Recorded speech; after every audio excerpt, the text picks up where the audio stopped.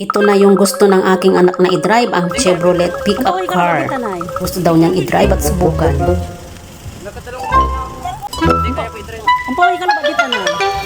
Ayan na, nakalabas na sa parking. At in-enjoy na, dire-diretso na. Ikot lang po yun, tapos papark tayo. O sige nga, kung alam mo yung daan pa uwi. Hey, let's go. Parking king. Eh, bahala ka dyan. Hindi mo din alam. Tapos nandito sa lubing. Nakimutay gilil sira, tansyam, tabalog ya. Kinakabang ka, nakadalawang ikot na nga ako eh.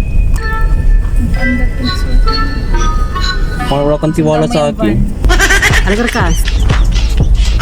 Nakatiwala mo siya, ma'am. O sige nga, try mo nga ilabas sa parking ang sasakyan na ito. Lagot ka kay Uncle Ide. Sige, mag-ingat ka. Ala, sige, ikot. Bye-bye. Alam mo, rutan ni Andres yan. Hindi. Lagot Ito rin tayo. kabisado to. Pero nga lang po ito, dito yun. Dito. Tapos left. Pawi na nga to. Kaya ko naman, oh, diba? Tagal tayo mga. Masyado kong Isawa ko ay. Kaya daw. Sige nga. Talasan mo yung mata mo, gamot, dito darap. Kaya lang. Tulungan mo siyang mag-ano ng mga traffic. Dapat doon na lang sa may part ng Dagupan, kuya. Oh, pwede rin. Hindi, nahawakan na niya. Mamaya bababa siya dyan pag nakalabas na. Hindi mo kabisado kung ano. Alaninos. Hindi alam ko nung pabalik. Pa-reverse naman tayo. Anong magaan? Ito o yun? Ops, prino. Ayun na nga.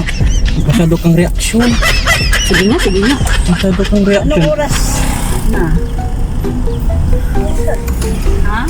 And friendship, pauwi na kami. 5 o'clock in the afternoon. Hapon na. Let's go dinner. Masyado na ako eh. Ayun. Nakatapos kami ang Andres. Lagot ka kay Kuya Eddie. Ikaw nag-drive. Prino. Pauwi na nga, gaga. Hindi naman, nararangal may boses to. Prino ko no. Dagal mo ha. Friendship, ang aming expert driver ay nasa likod sa ng pick-up. Prino. Ayan, friendship, nasulit din ng aking anak ang driving niya. So, may susunod. Bye, friendship. See you again.